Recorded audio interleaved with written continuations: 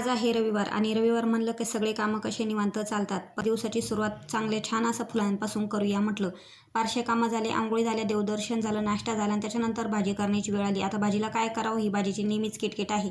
त्यांनी जाऊन पटकन वांगे आणले. मी वांग्याची सुकी भाजी केली, एका साईडला वरण केलं आणि चपात्या केल्या. भात काही आज करणार नाही. समर्थला नेहमी भात आवडतो, परंतु तो तसाच पडून असतो.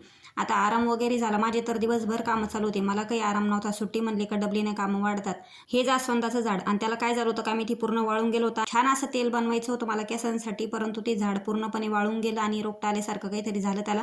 तर त्यांना म्हणलं याला औषध वगैरे काहीतरी करा. तर याला औषध तर केलं नाही त्यांनी, परंतु डबल कुटाणा केला म्हणजे ते झाडच तोडून टाकलं. आता झाड तोडून आमचे साहेब तर एवढे थकले होते की जसे काही शेतातून कामच करून आले. मला म्हणे पहिले चहा ठेव, खूप भूक लागली. त्यांनी समर्थल दुकानात पाठवलं, बिस्किटचे पुडे आणले आणि मी छान असं त्यांना डिकशन चहा करून दिला. त्यांचा डिकशन चहा झाल्याच्या नंतर आमचा दुधाचा चहा केला. तर आमचा रविवार दिवसभर कामातच गेला. तुमचा रविवार कसा गेला हे कमेंट करून नक्कीच सांगा. आता लगेच स्वयंपाकाची वेळ होईल. तर चला मग या चहा घ्यायला आणि व्हिडिओ आवडला तर लाईक आणि सबस्क्राईब करा.